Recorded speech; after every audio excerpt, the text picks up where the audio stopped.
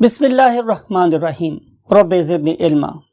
My dear students, I am Shahzad Waheed and hoping that you all will be very fine and ready to grab the knowledge of very next phylum, that is phylum Annelida. Annelida के बारे में हम क्या क्या बातें करने वाले हैं आप लोगों से.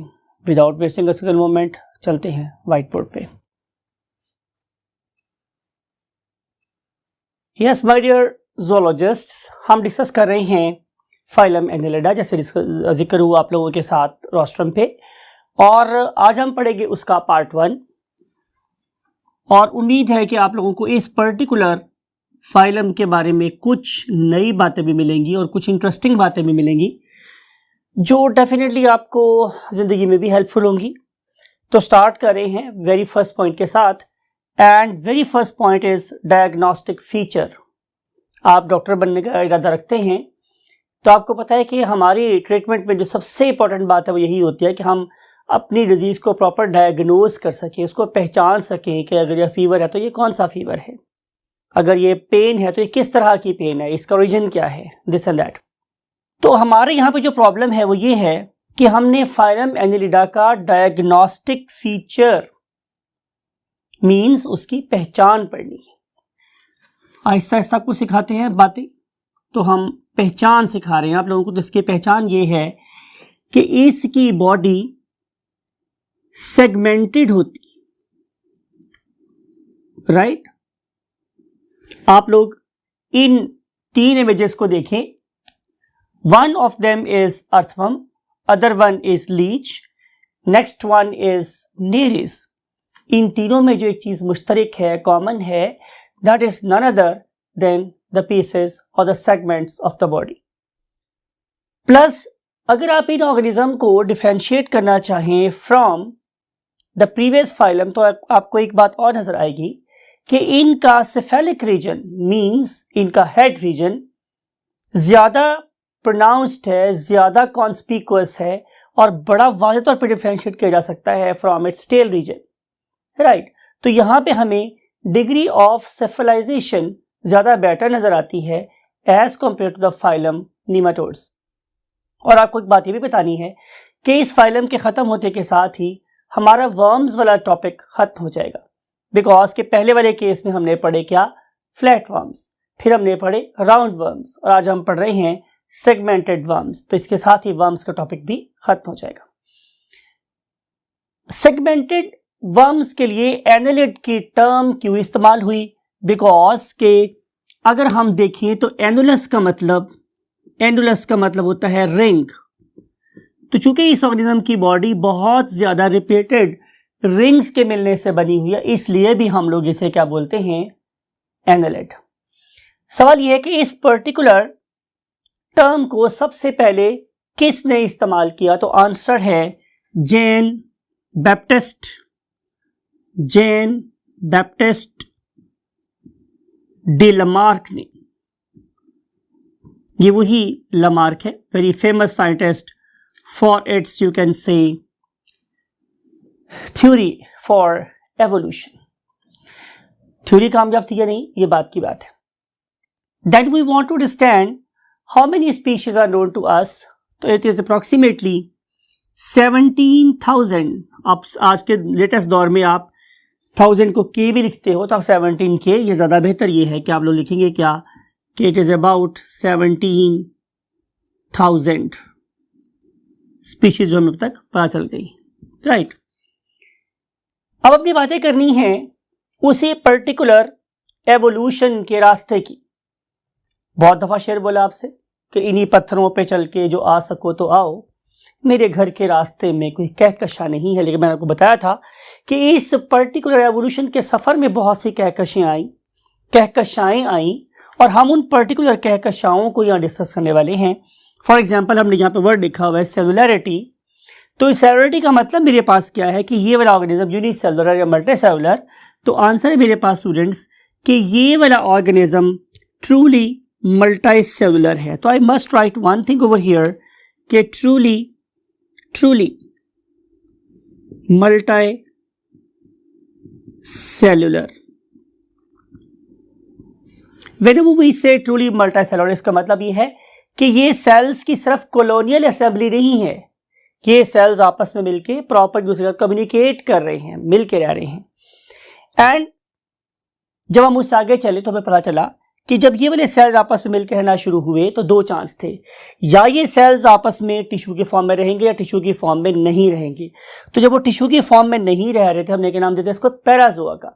लेकिन ये वाले टिश्यू की फॉर्म में रहते हैं ऑर्गेनिज्म, तो फिर हम लोग इसे क्या बोलते हैं, eumetazoans. So evolutionary point of view से these are eumetazoans, means they have got the tissues, so I am going to write tissue and is equal to good, यानी कि टिश्यूज इनके अंदर प्रेजेंट होते हैं। फिर आपको पता है कि जब टिश्यू लेवल बनना स्टार्ट हुआ तो फिर हमारे पास दो चांस हो सकते थे कि ऑर्गेनिज्म या तो रेडियल सिमेट्री का मालिक हो या फिर बायलैटरल सिमेट्री का। तो आप लोगों को याद होगा कि जो ही हम लोग फाइलम प्लेटी पे मूव कर गए थे तो उनसे ऑनवर्ड सारे के सारे ऑर्गेनिज्म एक ही सिमेट्री को फॉलो कर रहे हैं, इवन अप टू अस, और उसका नाम मेरे पास क्या था, Yes, perfect. Bilateral symmetry. Bilateral symmetry. और हम इन ऑर्गेनिज्म को सिर्फ एक ही प्लेन से दो बराबर पार्ट्स में डिवाइड कर सकते हैं। फिर हम आगे चले तो पता चला कि दो पॉसिबल लेयर हो सकती थी। One of them was diploblastic, other one were triploblastic. तो आपको याद होगा कि प्लेटी के अंदर ही हमारे पास तीन किस्म के सेल्स बनना शुरू हो गए थे, तो लिहाजा उससे ऑनवर्ड जितने भी ऑर्गेनिज्म हैं they are none other than triploblastic organism. तो ये भी उससे आगे पाए जाते हैं, लिहाजा ये भी क्या कहलाएंगे, triploblastic, triploblastic organisms. Triplo means again वही बात है 3, एंड ब्लास्टिक का मतलब है सेल्स ऑफ ब्लास्टुला। सो ये ट्रिपल लेयर्ड ऑर्गेनिजम्स है, और आपको लेयर्स के नाम भी आते हैं, कोई मुश्किल बात नहीं है। One of them is called as ectoderm, other one is called as endoderm, और इन दोनों के दरमियान में एक नई किस्म की सेल बन गए थे जिनका नाम ने रखा था मीजोडर्म, और बहुत से लोग इसे मेजो या मेसोडर्म भी बोलते हैं। Anyhow we love to say mesoderm. So 3 layers हो जाएंगी। अगली बात यह कि फिर जब आगे चले हमें पता चला कि बेसिकली इन ऑर्गेनिज्म के अंदर फिर एक बॉडी कैविटी या तो नहीं हो सकती या हो सकती है। तो जो ऑर्गेनिज्म में बॉडी कैविटी नहीं थी वो थे प्लेटी के मेंबर्स, और उन्हें नाम दिया था एसिलोमेट्स का। फिर उसके बाद हमारे पास ऐसा ऑर्गेनिज्म आए कि जिनके अंदर एक ट्रू बॉडी कैविटी नहीं थी। आपको याद होगा कि हमने ये वाली बात निमेटोड्स के बारे में कही थी। लेकिन अगर हम इनकी बात कर रहे हैं तो इन ऑर्गेनिजम्स के अंदर एक ट्रू बॉडी सिलोम प्रेजेंट है, तो इन्हें हम लोग क्या बोलते हैं, true coelomates. I am going to write the word true coelomates. अब ट्रू सिलोमेट्स का मतलब मेरे पास क्या है कि इनकी बॉडी के अंदर एक परफेक्ट सही वाली बॉडी कैविटी प्रेजेंट है, जिसमें इंटेस्टाइन भी लाइंड है विद द मेसोडर्म, और जो एब्डोमिनल वॉल है वो भी कैसी है, मेसोडर्म से अलाइंड है। अब हम इसको अंडरस्टैंड करने के लिए इस क्रॉस सेक्शन पे फोकस कर रहे हैं। Look at this cross section, beautiful cross section. इसमें आपको क्या नजर आ रहा है कि सबसे बाहर जा रहा है इसकी स्किन है, और सबसे अंदर जो सर्कल है it is none other than the endodermal lining, that is the digestive tract. अब अगर आप इस पर्टिकुलर एक्टोडर्म के नीचे देखें तो यहां पे भी आप लोगों को मेसोडर्मल सेल्स नजर आ रहे हैं, और आपको इंटेस्टाइन के बाहर भी मेसोडर्मल सेल्स नजर आ रहे हैं। तो जब मेसोडर्मल सेल्स दोनों जगह प्रेजेंट होंगे तो मैं इसे क्या नाम दूंगा कि ये एक ट्रू बॉडी कैविटी है, राइट? बात समझ आई? तो इस पर्टिकुलर कैविटी को जिसके अंदर हमारी इंटेस्टाइन भी मसल प्रेजेंट हो और हमारी बॉडी वॉल के अंदर भी मसल प्रेजेंट हो, तो हम उसे क्या बोलेंगे, it is a true coelom. अब आपको ये वाली बात भी याद होगा कि जब हम सिलोम की बात करेंगे तो हमारे पास 2 किस्म की सिलोम्स पॉसिबल हैं, राइट? उनमें से एक का नाम क्या था, मैंने आपको तब भी याद करवाया था कि हम अपनी किसी शाजिया आंटी का शाजिया बाजी के नाम याद रखते हैं। तो यहाँ पे भी आप लोग जो सिलोम याद रखेंगे वो क्या है, शाइजोसिलस, राइट? तो आपने शाजिया साहिबा को याद रखना है, तो आप इंशाल्लाह इस शाइजोसिलस को नहीं भूलेंगे। और इसके नाम स्पेल क्या है, ACHIZO, शाइजो, राइट? एंड देन सिलस, इसकी शाइजोसिलस coelom.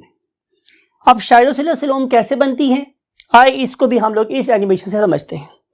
Look at this cross section. मैं अब यहाँ पे भी क्रॉस सेक्शन ड्रॉ कर रहा हूं। इसमें आप देख रहे हैं कि सबसे बाहर वाले सेल कौन से, एक्टोडर्म, और सबसे अंदर वाले सेल कौन से हैं, एंडोडर्म, राइट? अब इनके दरमियान में एक थर्ड तरह के सेल प्रोड्यूस हो रहे हैं और ये नाम कर देते हैं mesodermal cells. Look, in the beginning there is no cavity at all, कोई कैविटी नहीं है, कोई स्पेस नहीं है।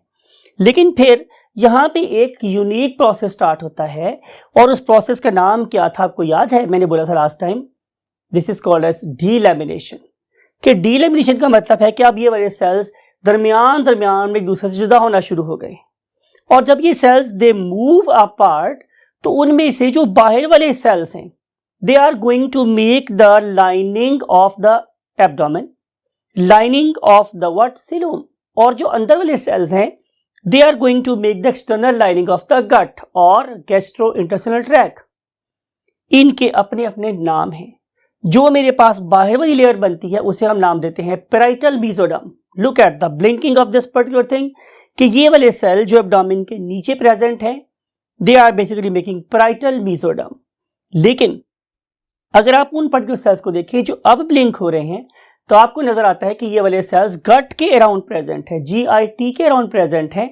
तो इन्हें हम लोग नाम देते हैं विसरल मेसोडर्म। आपको पता है कि जब भी मैं वर्ड यूज करता हूं विसरल, इसका मतलब है कि हम सॉफ्ट बॉडी पार्ट की बात कर रहे हैं। सो अब कि जब पैराइटल मेसोडर्म और विसरल मेसोडर्म सेपरेट हो गई है, उनके जब हमें कैविटी प्रोड्यूस हो गई है और दोनों किस्म की मेसोडर्म दो जगह प्रेजेंट है तो हम इसे क्या बोलेंगे? इट इज अ स्किज़ोसेलस और शाइज़ोसेलस मेसोडर्म। आई होप कि आपको इस किस्म की सिलोम के डेवलप होने का प्रोसेस पता चल गया होगा कि इसका ओरिजिन क्या है और आखिर ट्रू सिलोम को हम ट्रू सिलोम कब कहेंगे, right? So let's move to the next process, next topic, and that is pertaining to the segmentation of the organism. Yes my dear students, हम डिस्कस करने वाले हैं किसको? सेगमेंटेशन को। तो आप कहेंगे सर कि हम सेगमेंटेशन किस चीज की स्टडी करें, हमारे पास ऑर्गेनिज्म तो है नहीं। तो लुक एट दिस सॉइल। इस सॉइल में आपको बहुत सारे ऑर्गेनिज्म नजर आ रहे हैं। Few of them are definitely very known to you और उन्हें हम नाम कर देते हैं अर्थवर्म का। और इसके अलावा आप लोगों को यहाँ पे एक और मेन ऑर्गेनिज्म नजर आ रहा है जिसका नाम क्या है? हमारे पास नेरीज। आइए हम इन ऑर्गेनिज्म को सारा डिटेल से देखते हैं। लुक एट दिस, ये हमने एक ऑर्गेनिज्म लिया है दैट इज बेसिकली अर्थवर्म और आप देख सकते हैं कि इसका जो ऊपर वाला एंड है it is very much thick as compare to the lower end. इसका मतलब ये है कि इसका ऊपर वाला एंड कैसा है? Cephalic end, because it has got two very important things. One of them is called as what? The head itself, and then two more important things. Number one is the eyes and other one are the tentacles. और फिर oral and पे जाहिर है इसके anal point present है। तो ये वाला जो ऑर्गेनिज्म है इसमें आपको नजर आ रही हैं क्या? बिल्कुल तरतीब से अरेंज हुए सेगमेंट्स, राइट? तो ऐसा करते हैं कि हम इनकी बातों को लिखते हैं, फर्दर इसके बारे में डिटेल हम बाद में डिस्कस करेंगे। सो हम लिख सकते हैं स्टूडेंट इसके बारे में तीन बातें सॉरी। नंबर वन कि इसके पास हमें एक सिफेलिक रीजन नजर आता है, ठीक है स्टूडेंट्स। इसके अलावा हमें नजर आती है इसमें एक ट्रंक और लास्ट पे भी नजर आता है इसका एनल रीजन, राइट? ये जो मेरे पास सेफेलिक रीजन है ये दो चीजों पे कंसिस्ट करता है। नंबर वन स्टूडेंट्स बात को गौर से सुनिएगा। Number one is called as prostomium. और जब मैं वर्ड यूज करता हूं प्रो, इसका मतलब है पहले, और स्टोमियम का मतलब मेरे पास क्या है? माउथ। आपने डिस्कस किया हम लोगों ने पहले ड्यूट्रोस्टोम और प्रोटेरोस्टोम में। तो प्रोस्टोमियम का मतलब ये है कि ये माउथ से पहले एक वेज लाइक क्या होता है? किसी एक ऐसे डिवाइस की तरह से जो पुराने जमाने में लकड़ियों को चीरने के काम आता था, समथिंग लाइक इट, ठीक है? और इसके जरिए से हम किसी भी लकड़ी को इसके अंदर से ऐसे चीर लेते थे, फाड़ लेते थे, right? That is a wedge. और मैं इस पर्टिकुलर वेज की तरह से एक पार्ट की बात कर रहा हूं that is lying in front of the mouth. और in front of the mouth जो पार्ट है उसे नाम कह देते हैं हम लोग प्रोस्टोमियम। अब इसका फायदा क्या है कि जाहिर है ये एक बरोइंग एनिमल है। इस पर्टिकुलर डिवाइस की मदद से इसका मुंह ब्लॉक होने से बच जाता है और इस डिवाइस की मदद से ये, अगर आप कभी गए हो गार्डन में तो लुक एट दिस इमेज, आपको नजर आएगा कि यहाँ पे आप लोगों को बहुत छोटी छोटी सी मड की बनी हुई, गारे की बनी हुई बॉल सी नजर आ रही हैं। ये वो बॉल्स है जिसको बेसिकली इस प्रोस्टोमियम की मदद से जमीन की गहराइयों से उठा के ऊपर फेंका गया है, right, so that is a very excellent digging device in the front of mouth. तो इसे हम नाम कर देते हैं प्रोस्टोमियम। फिर इसके अलावा नजर आता है यहाँ पे दूसरा पार्ट क्या, सेगमेंट नंबर 1। इसका मतलब ये होगा कि जो प्रोस्टोमियम है वो सेगमेंट नंबर 1 से पहले की बात है। और फिर इसके अंदर मुझे नजर आ रही हैं बहुत सारे सेगमेंट जो दूसरे के आगे पीछे अरेंज हैं। अब अगर मैं इस ट्रंक को देखूं, माय डियर स्टूडेंट्स, इस डायग्राम को इरेज कर लेते हैं। अगर मैं इस पर्टिकुलर ट्रंक को देखूं तो आपने बात को थोड़ा गौर से सुनना है। मैं क्या बात करूंगा कि ट्रंक रीजन में मुझे 2 किस्म के ग्रूव्स नजर आ रहे हैं। लुक एट दिस, ये मैं आप लोगों को ड्रॉ कर रहा हूं स्टूडेंट्स। लुक एट दिस कि तो मेरे पास वो वाले ग्रूव है कि जिसकी पार्टीशन बिल्कुल इस ऑर्गेनिज्म के अंदर तक गई हुई है। Something like it, something like it, something like it, ये अंदर तक मूव कर गई है पार्टीशन। लेकिन अगर आप इन पार्टीशंस को देखें जो मैं अब ड्रॉ कर रहा हूं, इन ग्रूव्स को देखें जो मैंने अब ड्रॉ किए हैं, समथिंग लाइक इट यहां पे, तो ये वाले ग्रूव सिर्फ सुपरफिशियल ही हैं। सुपरफिशियल का मतलब है कि ये सिर्फ ऊपर ऊपर नजर आती है लाइंस हम लोगों को, ये लाइंस इसके अंदर प्रेजेंट नहीं है। राइट, तो इस लिहाज से इसकी जो सेगमेंटेशन है वो 2 तरह की है। एक को हम बोलते हैं ट्रू सेगमेंटेशन, एक को बोलते हैं फॉल्स सेगमेंटेशन।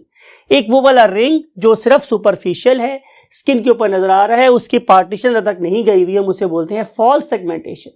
लेकिन एक ऐसा पार्ट, एक ऐसा मेटामर कि जिसकी पार्टीशन बिल्कुल बॉडी के अंदर तक है और उसके अंदर ऑर्गन्स अपने आप को रिपीट कर रहे हैं, that is the true segment.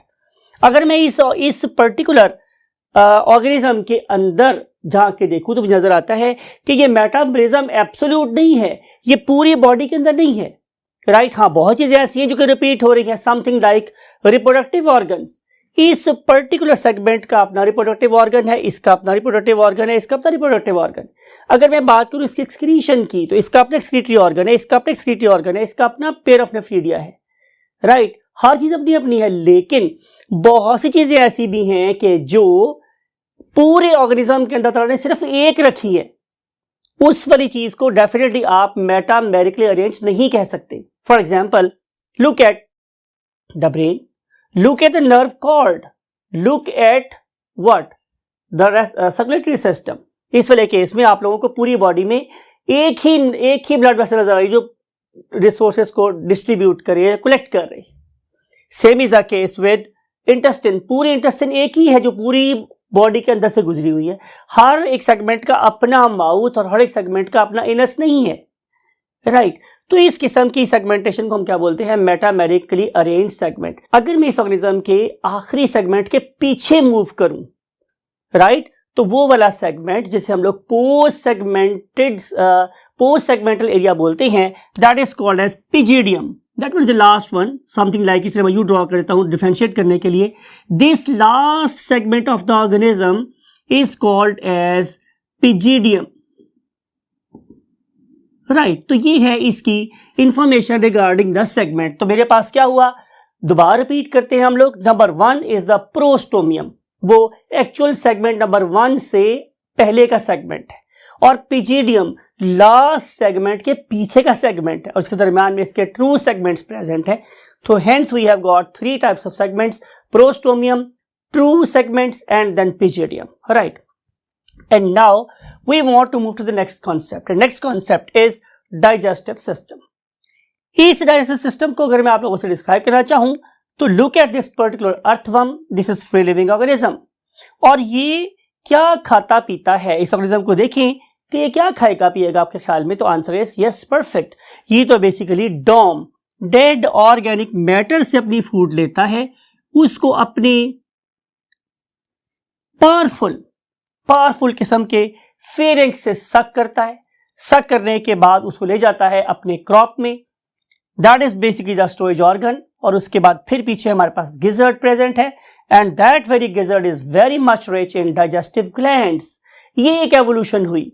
अगर मैं इन पर्टिकुलर ऑर्गेनिजम्स को पुराने ऑर्गेनिज्म से कंपेयर करूं, जो उनमें से most of them were parasites, तो उनके पास इतना इफेक्टिव डाइजेस्टिव सिस्टम प्रेजेंट नहीं था। लेकिन इन ऑर्गेनिज्म के अंदर हम लोगों को प्रॉपर डाइजेस्टिव ग्लैंड नजर आते हैं। यानी कि अगर मैं इसके फेरेंस की भी बात करूं तो इसमें प्रॉपर हमें म्यूकस और बेस प्रोड्यूसिंग ग्लैंड नजर आते हैं जो एसिडिक सॉइल के एसिडिक नेचर को यूटिलाइज कर देते हैं। तो इस किस्म की एडवांसमेंट ही क्या कहलाती है, एवोल्यूशन। तो these particular organisms they are better evolved, they are higher in you can say hierarchy of evolution, और इसमें आप लोगों को डाइजेस्टिव ग्लैंड नजर आते हैं, और जो फाइनल काम है ज़ाहिर है वो इसके इंटेस्टाइन करेगी, वो इसमें डाइजेशन को कंप्लीट भी करेगी और ज़ाहिर है एब्जॉर्प्शन भी करवाएगी। तो इस लिहाज से हमें ये भी पता चलता है कि यहाँ पर भी ट्यूब लाइक डीएस को फॉलो किया गया है। तो अगर मैं इसके बारे में आप लोगों से कुछ हाईलाइट्स लिखना चाहूँ तो वो हाईलाइट्स क्या क्या हो सकती है हमारे स्टूडेंट्स। नंबर 1, पहली बात मेरे पास ये है कि इसका डीएस ट्यूब लाइक है, ठीक है। और दूसरी बात ये है कि इस पर्टिकुलर ट्यूब में डिवीजन ऑफ लेबर है, डिवीजन ऑफ लेबर है। और जब मैं डिवीजन ऑफ लेबर की बात करूं तो इसका मतलब यह है कि हमने चीजों को डिवाइड कर लिया है। जैसे प्रोस्टोबियम का अपना एक काम है, माउथ का अपना एक काम है, लेकिन जिस चीज पे मैंने आपको यहां फोकस करके बताना है उनमें से एक का नाम क्या है, pharynx.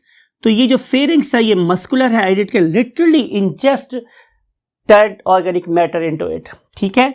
That is definitely present in the soil, so it is going to ingest the soil along with the sand and stones, right? And then, for example, if we look at the crop, it is used to store the food, and if you look at, for example, the gizzard, so it is going to digest the food along with the intestine that is also going to carry out the process of what? Absorption, right? तो ये सारे के सारे parts कहाँ present है, इस particular organism के अंदर प्रेजेंट है। अब आप लोग क्या करेंगे कि अब आप लोग एक दफा फिर मेरे इस हाथ को देखेंगे, लुक एट माई हैंड। मेरे इस हाथ के ऊपर ये एक अजीब सा मेजरिंग ऑर्गेनिज्म नजर आ रहा है, जैसे कि ये मेरे हाथों के ऊपर एक समरसॉल्ट कर रहा है। Can you identify this organism? Yes, most of you are correct. This is very famous organism that is called as leech, और इसे हम उर्दू में चौंक कहते हैं। Look at this organism is playing with my hand. अभी तो ये प्ले कर रहा है, लेकिन it is not my friend, it is basically an ectoparasite. जब मैं बात करता हूं एक्टोपैरासाइट, इसका मतलब ये है कि ये मेरी स्किन की सरफेस से फीड कर सकता है, राइट। और लुक एट दिस नाउ, इसका जो मेरे साथ एसोसिएशन है वो डेवलप होने वाला है, जिससे हम क्या बोलते हैं, एक्टोपैरासाइटिक रिलेशन। और अगर मैं इस टाइम पे इस पर्टिकुलर लीच के माउथ को दिखाऊं तो लुक एट दिस इमेज, आपको नजर आ रहा है कि इसके अंदर बड़े स्ट्रॉन्ग 3 काइटनस जॉज हैं, और ये वाले 3 काइटनस जॉज के दरमियान में क्या लगा हुआ है my dear students? Yes, perfect, एक एनेस्थेटिक ग्लैंड है that is going to give anaesthesia to my finger. और लिटरली मुझे हल्का सा सिर्फ एहसास हो रहा है कि ये इसकी कोई चीज मेरी फिंगर के ऊपर चिपकी हुई है, otherwise there is no pain at all. But look at this now, my finger is literally bleeding. मेरा खून रुक भी नहीं रहा है, लुक एट दिस, मेरा खून रुक भी नहीं रहा है। रुक क्यों नहीं रहा है माय डियर स्टूडेंट्स? कि इस पर्टिकुलर माउथ के अंदर एक एंटीकोएगुलेंट प्रोड्यूसिंग सेल भी प्रेजेंट थे, राइट। और इन्होंने क्या किया कि इन्होंने मेरी फिंगर को ब्लीड कर दिया। और कैन यू इमेजिन कि ये जो ऑर्गेनिज्म है ये कितना ज्यादा अरसे तक फीड कर सकता है? तो आंसर इज कि ये अपने वजन से 10 गुना ज्यादा ब्लड को फीड कर सकता है। सो this is the very strange organism, and that very organism is nothing other than the leech. And now we want to discuss the next concept. The next concept is respiratory system of these organisms. अगर आप इस particular group means Annelida के respiratory organs की बात करो तो इसमें 3 किस्म के रेस्पिरेटरी ऑर्गन प्रेजेंट हैं, right. Number one is skin, वो वाले ऑर्गेनिज्म जो फ्री लिविंग है और हमारी अर्थ में रहते हैं, समथिंग लाइक अर्थवर्म। तो इस ऑर्गेनिज्म की जो स्किन है it is always moist, it is provided with the blood capillaries, there is a potential gradient, और इन सारी बातों की वजह से ये वाली स्किन ही रेस्पिरेशन का काम कर रही है। It is going to absorb oxygen and release CO2।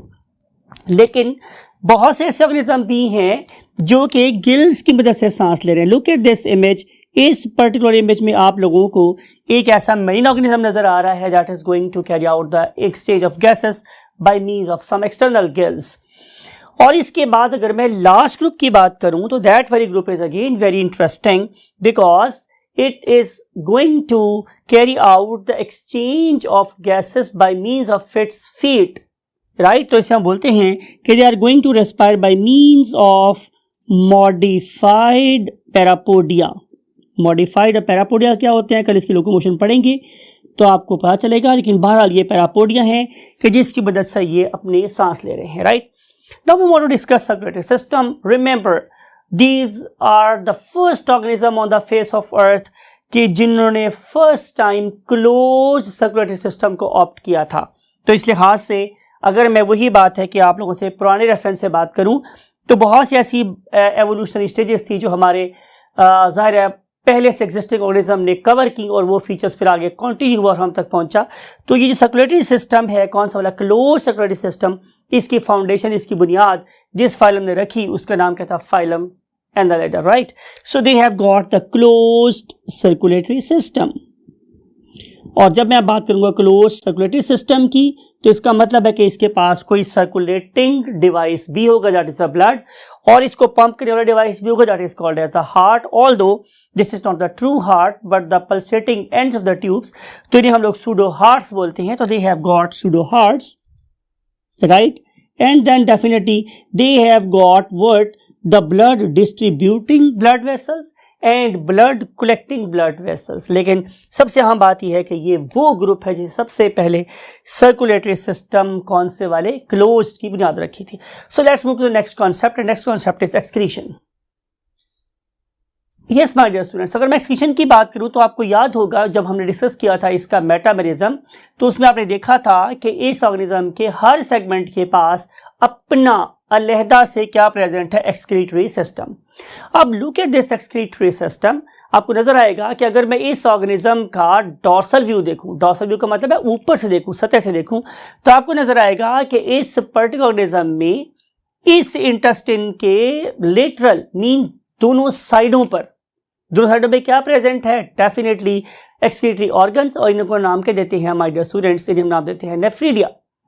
अब नेफ्रीडा की ये कौन सी टाइप है, इसे हम बोलते हैं स्टूडेंट्स प्रोटोनेफ्रीडा, मतलब ये कि पहली किस्म का एक्सक्रीटरी ऑर्गन बना था यहाँ पे। तो मैं यहाँ पे ये कहना चाह रहा हूँ कि यहाँ पे आप लोगों को बड़े वाज़ेह तौर पे स्पेसिफिक वेल डिफाइंड क्या नज़र आते हैं, एक्सक्रीटरी ऑर्गन नज़र आते हैं। तो यहाँ पे भी आपको एवोल्यूशनरी पॉइंट ऑफ व्यू से एक बड़ा जाइंट लीप नज़र आती है, एक लंबी जस्ट नज़र आती है, जिसमें कि ऑर्गेनिज्म अपने अपने एक्सक्रीटरी ऑर्गन्स को अपने अपने सेगमेंट में डेवलप करते हुए नज़र आ रहे हैं, राइट। तो इन पर्टिकुलर ऑर्गेनिज्म को देखिए तो अभी भी आपने ये बात माइंड में रखनी है कि इनका एक्सक्रीटरी सिस्टम अभी भी उतना एफिशिएंट नहीं है जितना हमारा है।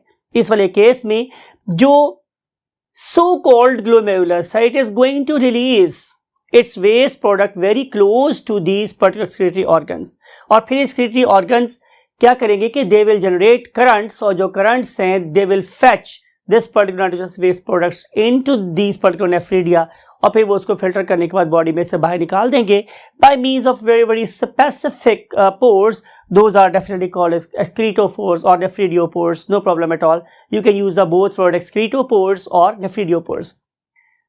तो इस लिहाज से ये हमें एक्सक्रीटरी सिस्टम में भी बड़े एडवांस नजर आते हैं as compare to the previous groups, right. And now we want to move to the last final concept of the day, that is the nervous system. Nervous system में मैं हर इस पूरे लेक्चर में मैं तीसरी दफा ये बात कर रहा हूँ कि they are showing a great improvement in terms of the cephalization, और इस पर्टिकुलर सेफलाइजेशन में आप लोगों को सेफेलिक हेड में दो बड़ी इंपॉर्टेंट मॉडिफिकेशन नजर आती हैं। नंबर वन कि आप लोगों को यहाँ पे प्रॉपर एक साइब्रल गैंग्लिया नजर आता है, और गैंग्लिया का मतलब यह है कि now there are much more number of neurons, those are going to accumulate together and they are going to make a globular mass, and that very globular mass is nothing other than the cerebral ganglia, right। और ये जो मेरे पास cerebral ganglia है, फिर इनमें से निकलती है हमारे पास कौन सी nerve cord, what do you think it should be dorsal or ventral। मैंने आपको इस बार पहले भी बात बताई थी कि जो आप लोग हैं, आप लोग कॉर्डेट्स हैं, हमारा नर्वस सिस्टम कहाँ प्रेजेंट है, डॉर्सल साइड पे, हमारी सर्जरी वेंट्रल साइड से होती है। और अगर मैं आप लोगों से ये कहूँ कि my dear students, show me the you can say digestive system of the earthworm, तो you have to dissect this organism not from ventral side, because its nervous system और its solid double nerve cord is lying at ventral position, so we have to carry out its dissection from the dorsal side। तो इसमें आप लोगों को नजर आएगा number 1 पे क्या student, cerebral ganglia. Cerebral ganglia बहुत सी जगहों पे आप लोगों को इसके अलावा नर्व रिंग भी नजर आता है, लेकिन यहाँ पे नजर आएगी आप लोगों को क्या, एक डबल मीन्स दो हैं ये, there are 2 double solid but ventral in position what a nerve cord. ठीक है, और ये एक ही है जो स्टार्ट होती है ज़ाहिर है इस सेरेब्रल गैंग्लिया से और मूव करती है टिल द लास्ट सेगमेंट।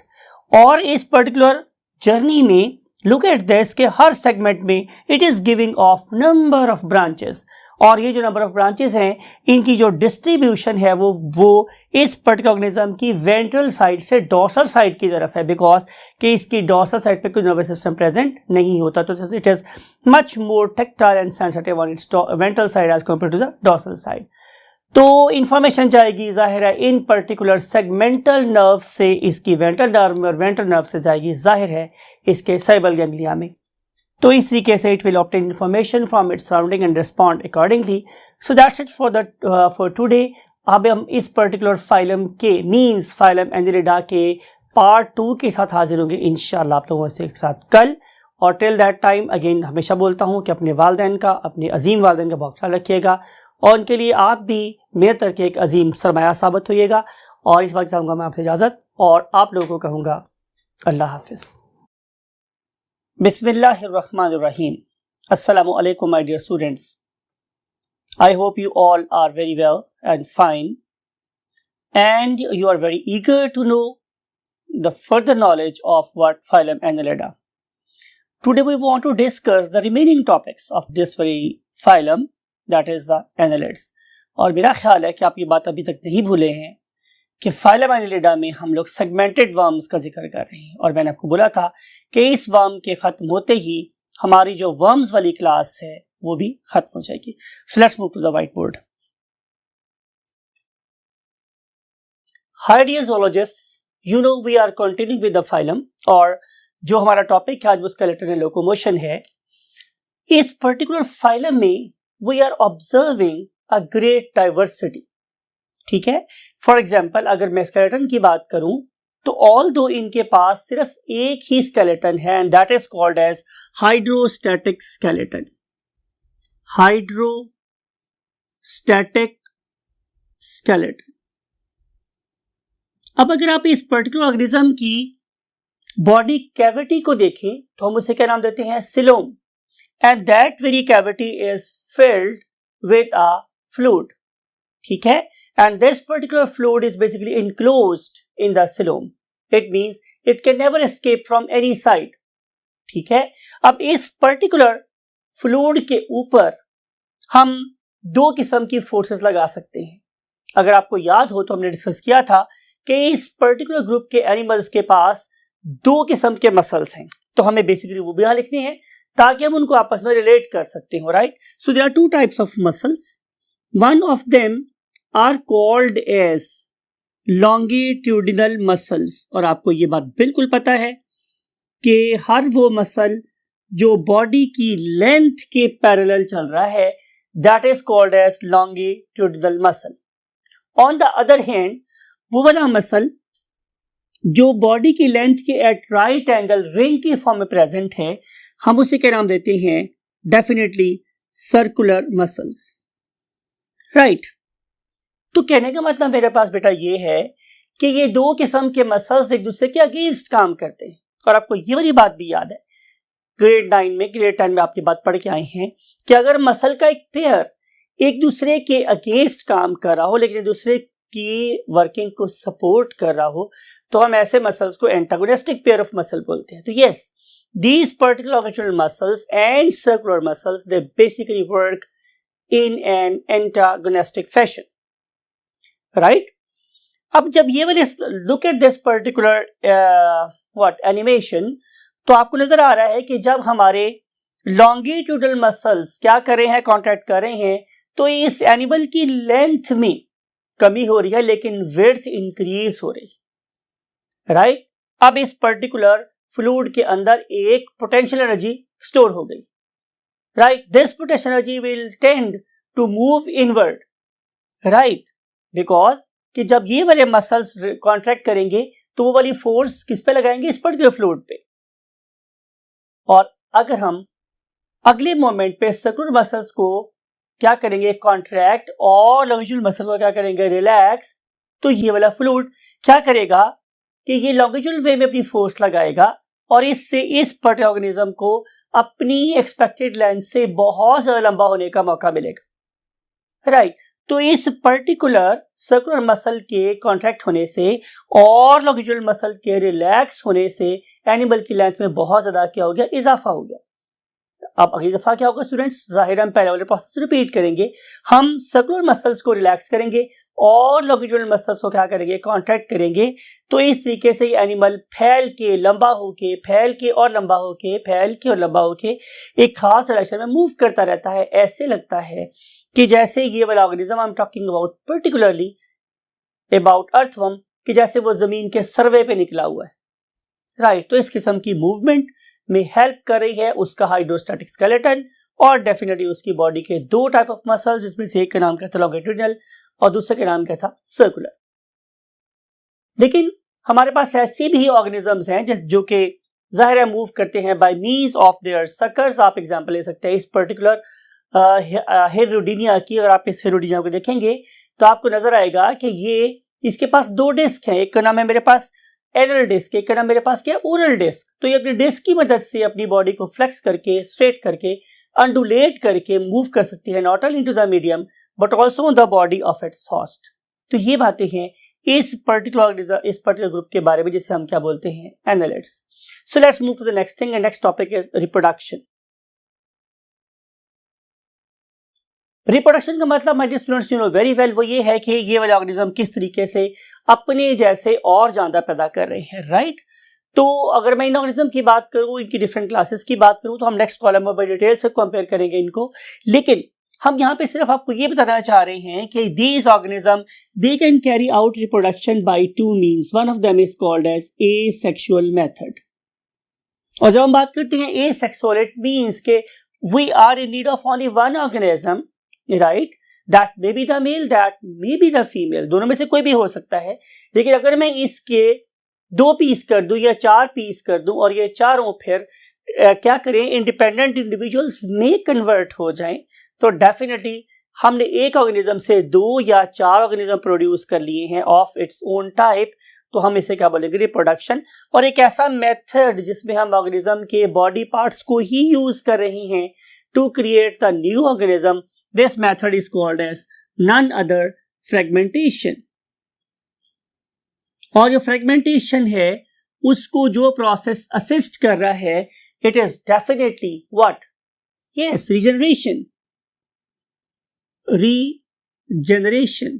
तो ये जो 2 मेथड्स हैं ये डेफिनेटली इस्तेमाल होते हैं इस पर्टिकुलर ऑर्गेनिज्म में। For example look at this particular, आप देख रहे हैं कि this particular naughty boy is going to divide this particular Fatima into 2 pieces।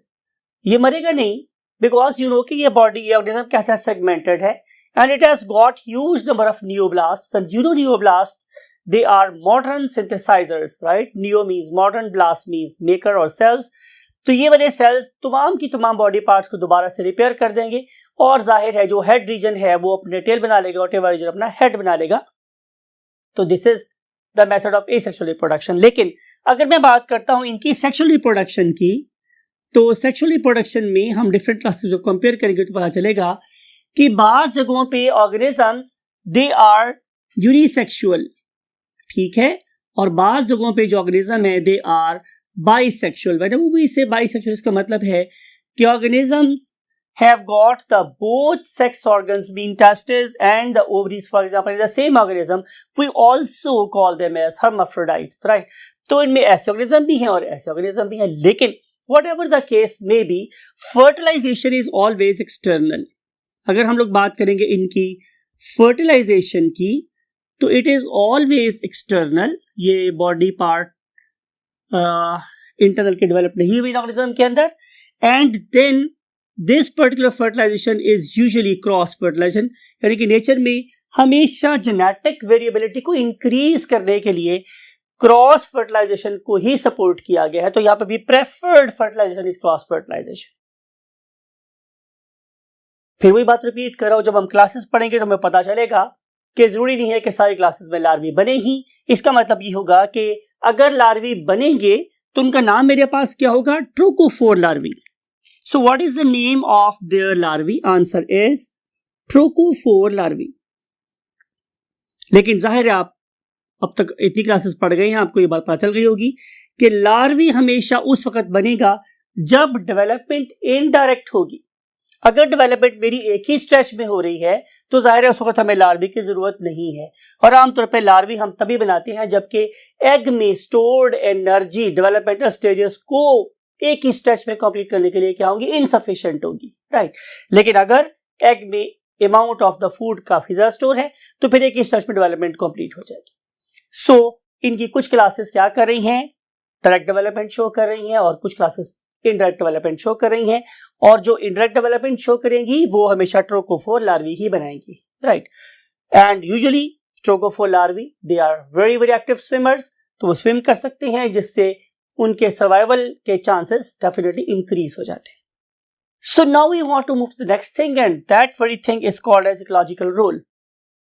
बहुत सारे रोल हैं लेकिन जाहिर है मुझे हुक्म अज़ा ला इलाहा इल्लल्लाह, मेरी ख्वाहिश है कि मैं सिर्फ वो बातें कहूँ जो आपकी बुक में है। तो इसका जो पहला रोल है वो ये कि इस पर्टिकुलर फाइलम का बहुत फेमस एग्जाम्पल और रिप्रेजेंटेटिव दैट इज अर्थवर्म। मैं अगर इसकी बात करूं, मैं डेलिबरेटली इसको ब्लू से लिख रहा हूं ताकि आपको याद हो कि this particular colour is basically representing the friendship, right. तो ये फार्मर्स फ्रेंड है, कौन, अर्थवर्म, इसलिए मैंने इसको ब्लू से लिखा है and it is basically farmers friend.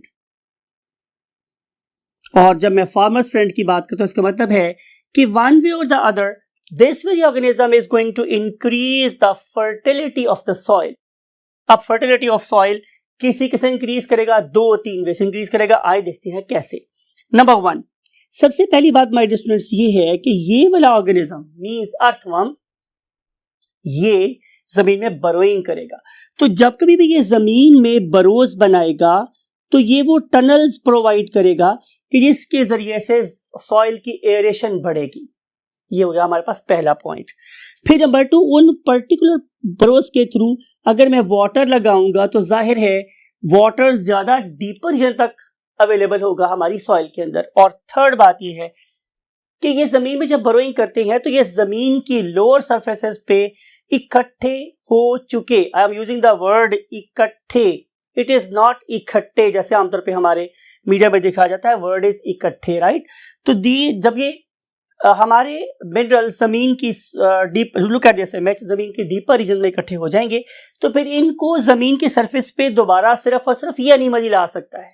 और जब ये हमारी जमीन के लोअर सरफेस को ऊपर लेके आएगा तो definitely without adding further what fertilizers we can have the better yield from this particular crop। तो इस तरीके से ये हमारे substances को लोअर लेवल ऑफ ग्राउंड से टॉप सॉइल तक लेके आता है। ये उसका थर्ड वे है फर्टिलिटी इंक्रीज करने का। ये तो हुई हमारे फार्मर की बात। क्या ये किसी तरीके से ज़ूलॉजिस्ट हेल्प भी कर सकता है? तो यस, वो लोग जिनका ताल्लुक एनिमल के साथ है they know this thing very well.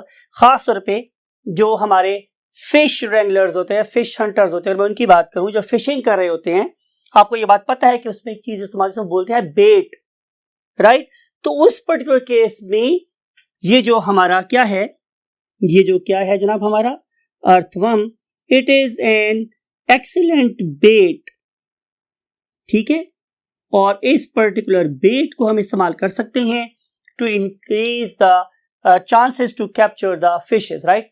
फिर इसके अलावा आजकल हम अर्थवर्म को एक और वे भी यूज कर रहे हैं, वो ये कि अगर हम लोग अर्थवर्म की फार्मिंग कर लें, ये लेटेस्ट कॉन्सेप्ट चल रहा है मेरे पास, अगर मैं इनकी फार्मिंग कर लूं तो बजाय इसके कि अगर हम इस पर्टिकुलर अर्थवर्म की फार्मिंग कर लें, राइट, तो हमें क्या पता चलेगा कि बजाय इसके कि मैं फिश को फूड बनाऊं अपनी पोल्ट्री की, तो क्यों ना ऐसा हो कि मैं इस पर्टिकुलर अर्थवर्म को सेंड करूं किसके पास, पोल्ट्री के पास। तो पोल्ट्री की जो हमारी प्रोटीन की कंपोजिशन है वो भी बेहतर होगी और प्रोटीन जो तैयार हो रही है हमारी पोल्ट्री से वो भी चीपर हो जाएगी। और फिर दूसरी बात यह है कि जब आप इन पर्टिकुलर ऑर्गेनिजम्स को कल्चर करोगे, फार्मिंग करोगे इसकी, तो जाहिर है फर्टिलिटी ऑफ द सॉइल भी इंक्रीज होगी। तो इस तरीके से जाहिर है ये हमारी प्रोडक्शन ऑफ फूड को इंक्रीज कर सकता है, नॉट ओनली यील्ड की सेंस में बल्कि क्वालिटी और क्वांटिटी की फॉर्म में भी। देखना यह कि ये वाले ऑर्गेनिज्म, एक और टॉपिक जो मैं डेलिबरेटली चाहता हूं कि मैं यहाँ पे ऐड करूं, जो आपकी बुक का पार्ट इनफैक्ट नहीं है, कि ये वाले ऑर्गेनिज्म कितने पुराने हैं, राइट। तो जब हम लोगों ने इन ऑर्गेनिज्म के फॉसिल रिकॉर्ड को देखा तो मुझे ये पता चला कि ये वाले ऑर्गेनिज्म तकरीबन 5.4 या सिंपली कह सकते हैं कि 5.5 मिलियन ईयर्स ओल्ड हैं, ठीक है। तो ये उस वक्त की बात है कि जब हमारे पास 3 किस्म का एनवायरनमेंट था, एक्वेटिक, या फिर मेरे पास कौन सा था, टेरेस्ट्रियल, और या फिर मेरे पास burrowing bottoms of the ocean थे। तो इन burrowing bottom of the ocean में इन ऑर्गेनिज्म ने अपने आप को बहुत सक्सेसफुली क्या किया, बरो किया, और बरो करने के बाद अपनी सर्वाइवल के चांसेस को बढ़ाया।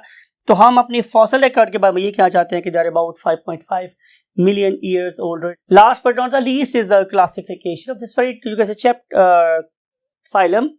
तो हम स्टडी करेंगे classification of annelids. My dear students, आप लोगों की क्लास, आप लोगों की बुक में हमारे पास 3 डिफरेंट क्लासेस दी गई हैं। उनमें से very first class is Polychaeta. Very first class is this one, जैसे मैं ऑलरेडी लिख के बैठा हूं आप लोगों के लिए, that is called as a Polychaeta. दूसरी जो मेरे पास क्लास है उसका नाम क्या है, Oligochaeta, that is somewhere here, yes you are right, ये कहीं इस जोन में लोकेट कर रही है।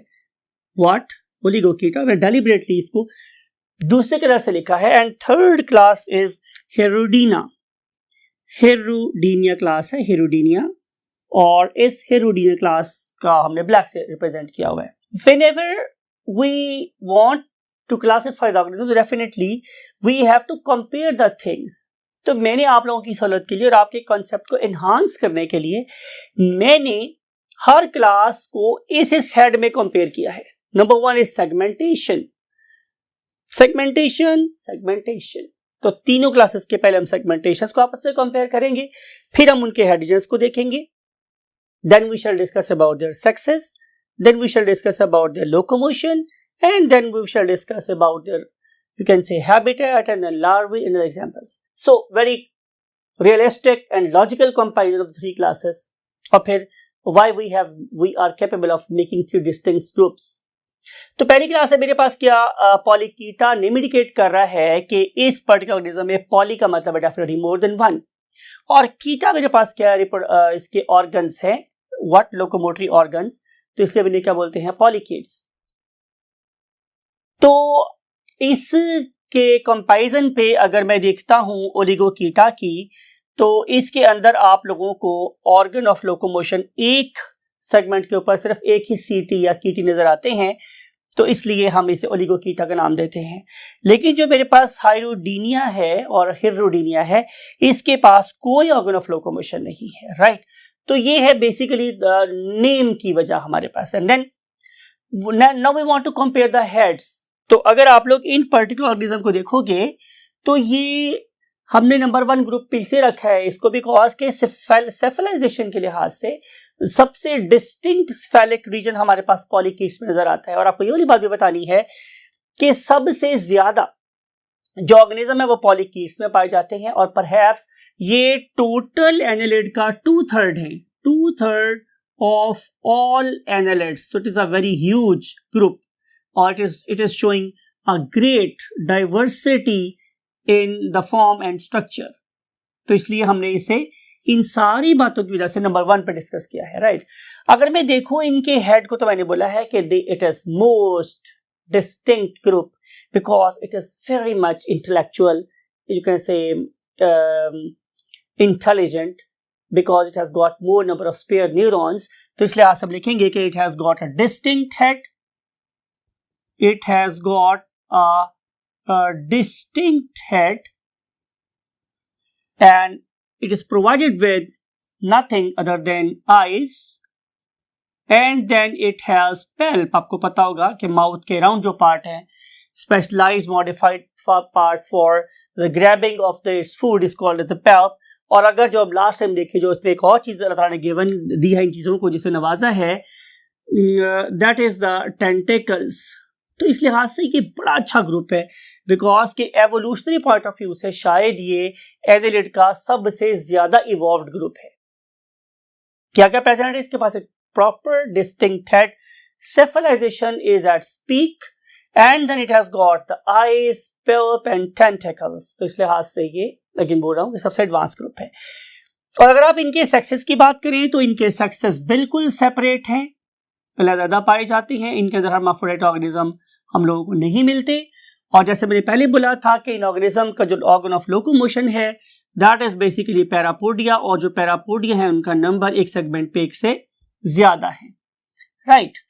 तो अगर आपने इनसे मुलाकात करनी हो, आपने इनसे मिलने जाना हो, तो you have to dive into the ocean, because none of them exist on the but fresh water or on the land, so they are exclusively, I'm going to write the word exclusively marine। ये तो exclusively marine है, और ये मैं आपको already बता चुका हूं कि these are the largest group, ये हमारे पास सबसे बड़ा ग्रुप है किसके अंदर?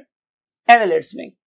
और अगर आप लोग इनके लार्वी की बात करें तो yes, they are capable of developing a larvae, and that very larvae is called as trochophore। आपको पता है कि trochophore बहुत ही एक्टिव स्विमर लार्वी होते हैं, therefore increase the chances of survival on the face of earth। And last but not the least, the examples, so we have got two examples for this, you can say, group। One of them is very famous, very famous Nereis, and other one is Chaetopteris।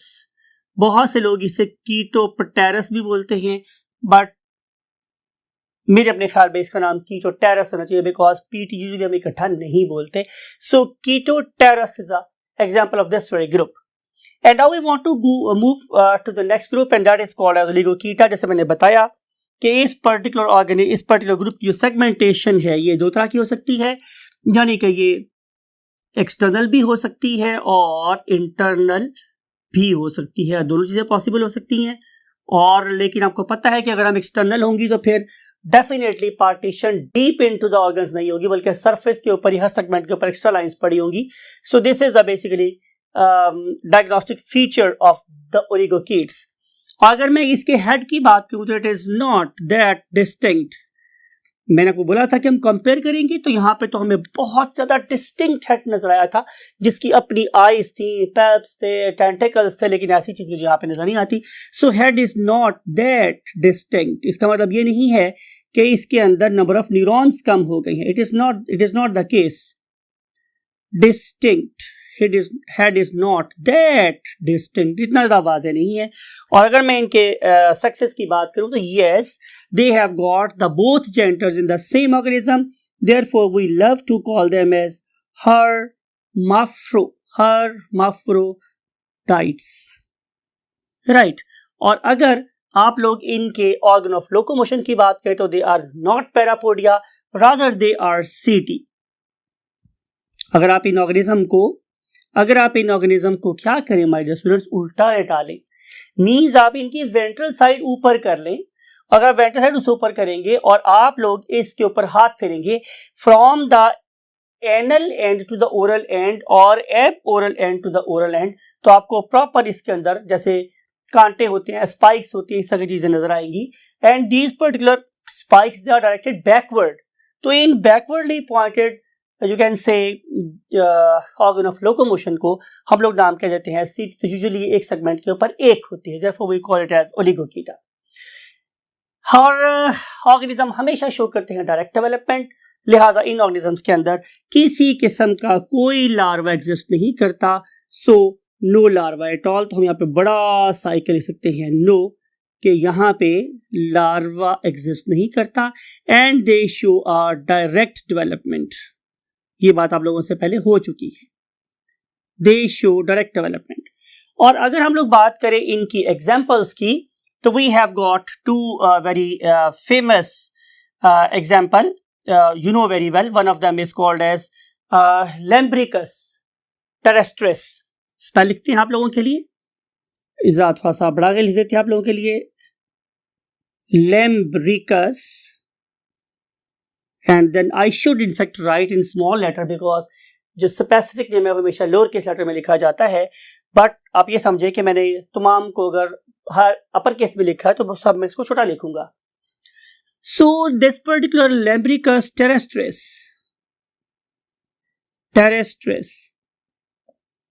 Right. तो आप ये imagine करें कि मैंने ये सारे word यहां से वर्ड सारे ही लोअर केस में लिखे हुए हैं, तब आपको ये बात समझने में आसानी होगी. यू नो वेरी वेल कि किसी भी जीनस का पहला नाम हमेशा बड़ा लिखा जाता है और दूसरा लेटर हमेशा छोटा लिखा जाता है, राइट. तो इसका पूरा नाम हो गया मेरे पास लैम्ब्रिकस टेरेस्ट्रिस. और इसके अलावा जो दूसरा हमारे पास एग्जाम्पल है students, you know very well, इसमें कोई डिफिकल्ट सी बात नहीं है. Pheretima, that is very famous earthworm. इसका नाम हमारे पास क्या है students? Pheretima, PHERETIMA, Pheretima posthuma, right. तो मैं दोबारा रिपीट कर रहा हूं स्टूडेंट्स आप लोगों के लिए कि आपने इमेजिन करना है कि जरा जीनस का नेम है, इसको कैपिटल से शुरू किया हुआ है और ये लोअर केस लेटर है because it is a specific name. And now we want to discuss quickly, wind up this particular topic. We want to discuss Herodia, last group of the, you can say, annelids. और अगर हम इसकी सबटेशन की बात करें तो इनके अंदर हमारे पास जो नंबर ऑफ सेगमेंट्स हैं they are fixed. Number of segments are fixed. तो I must write with the color कि number of segments are fixed. However, you can say कि number of internal and external segments they are there. We can find external segmentation and we can find internal segmentation. दोनों किस्म की segmentation नजर आती है हम लोगों को. और अगर मैं इसकी हेड की बात करूं तो it is not distinct, rather इसमें कुछ है ही नहीं है. हाँ, ये जो कहा जा सकता है कि अल्लाह ने इनको कुछ अडेप्टेशन दी है जिसके बारे में मैंने आपसे कल डिस्कस किया था कि हाँ हमारे पास इसके हेड रीजन में हमें कर्टनस जॉस नजर आते हैं. और अगर मैं इसे कर्टनस जॉस की बात करूं तो ये बहुत ही कमाल मटेरियल से बने हुए हैं. ये बहुत हल्के हैं लेकिन बहुत स्ट्रांग हैं. तो आजकल इंजीनियर्स जो है वो इस पर्टिकुलर मटेरियल को ढूंढने की कोशिश कर रहे हैं कि जो बहुत लाइट हो लेकिन बहुत स्ट्रांग हो. तो इस पे बहाल they are very much interested in this organism. और फिर आपको ये बात भी बताई थी मैंने कि इनके हेड रीजन में बहरल एंटीकोएगुलेंट भी प्रेजेंट है. इस लिहाज से ये बहुत ज़्यादा एडवांस है. लेकिन अगर मैं बात करूं इनके अंदर सेंसोरियल्स की, मीन सेंस ऑर्गन्स की, तो वो वाले सेंस ऑर्गन्स हमें यहाँ नजर नहीं आ रहे हैं, right. And now we want to discuss the sexes. तो they are hermaphrodites. They are basically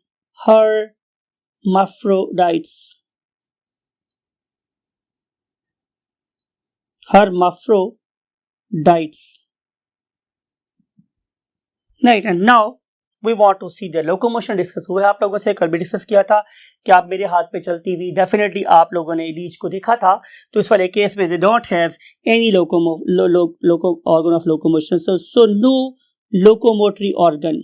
और इसके लिहाज से मैंने आपको बताया था कि इसके पास बहरहाल बॉडी के मसल्स प्रेजेंट हैं और डिस्क प्रेजेंट है. इन डिस्क की मदद से अपने को मूव भी करवा सकता है और अपने हॉर्स के साथ अटैच भी करवा सकता है. जहाँ तक बात करेंगे इनके लार्वी की तो yes they have got a distinct larvae. और उस डिस्टिंक्ट लार्वी को हम लोग नाम कह देते हैं जाहिर है वही ट्रोकोफोर लार्वा. रीजन बहुत डिस्कस हुई आप लोगों से कि हम इसे ट्रोकोफोर क्यों देना चाहते हैं, why we want to make it active swimmer. और अगर हम एग्जांपल की बात करें तो none other there is no match you can say of this organism. और इस पर्टिकुलर ऑर्गेनिज्म का नाम मेरे पास क्या है? हेरोडीनिया मेडिसिनालिस. हेरोडीनिया मेडिसिनालिस. राइट. और आपको पता है कि ये जो हेरोडीनिया मेडिसिनालिस है इसकी कोई मेडिकल इंपॉर्टेंस है, इसीलिए हम इसे मेडिसिनालिस बोलते हैं. हज़रत ईसा अलैहिस्सलाम की दुनिया से आने से भी कोई 30-40 साल पहले ये जो ऑर्गेनिज्म था it was being used by the, you can से, उस वक्त के हुक्मा. डॉक्टर्स तो नहीं थे उस टाइम पे, जो हुक्मा लोग थे, हकीम लोग थे, वो इसको इस्तेमाल करते थे उन पर्टिकुलर वुंड्स को यूज़ करते थे, उन पर्टिकुलर वुंड्स के ऊपर जो ठीक नहीं हो रहे थे. जिससे आप लोग समझ ले कि आज हम उनको ट्यूमर समझते हैं, कैंसर समझते हैं. तो उन पर्टिकुलर ट्यूमरोजेनिक टिश्यू को एनगल्फ करने के लिए हम उन जख्मों के ऊपर इन लीचेस को लगा देते थे. और लीचेस को अल्लाह ने कमाल एंजाइम सिस्टम दिया है जो इन पर्टिकुलर सेल्स को डाइजेस्ट कर देता था, राइट. तो इस तरीके से हम इन ऑर्गेनिजम्स को जो ट्यूमर का शिकार होते थे उनको शिफा देने के लिए इन लीचीज को इस्तेमाल करते थे. और लीचीज को जो हमारे चाइनी तबा लोग हैं, हुक्मा लोग हैं, वो आज भी डिफरेंट मेडिसिन में इस्तेमाल कर रहे हैं. लिहाजा इसका नाम हमारे पास क्या है? हेरोडीनिया मेडिसिनालिस. लेकिन हम चूँकि ज़ाहिर है इंसान है तो हम हर चीज़ को ज़रा सा फ़ायदा नज़र आए तो हम बहुत ज़्यादा ओवर यूज़ कर लेते हैं। तो एक वक्त ऐसा भी आया कि जब इन पर्टिकुलर चीज़ को इतना ज़्यादा इस्तेमाल किया गया कि ये तकरीबन एक्सटिंक्ट होने वाली हो गई थी। So that is a part of the game. तो अब हम इन सारी बातों को करने के बाद आपसे ये उम्मीद रखेंगे कि आप इनमें से इंपॉर्टेंट बातों को अपनी माइंड में जगह देंगे, और जब पेपर आएगा तो आप उस पेपर में पर्टिकुलरली वो बातें ज़रूर लिखेंगे जो आप लोगों की बुक का हिस्सा हैं, और अदर जो इंटरेस्टिंग फैक्ट्स हैं उनको अपने माइंड में रखिएगा, सो दैट कि you may find the application of this particular group in your daily life. जैसे कि एग्जाम्पल दी आप लोगों को इंजीनियर्स की, कि इंजीनियर्स भी इंटरेस्टेड है इन दिस ग्रुप में, और किस लिहाज से मैं डिस्कस किया आप लोगों के साथ। और इन सारी इंटरेस्टिंग इन्फॉर्मेशंस को आपके माइंड में ट्रांसफ़र करने के बाद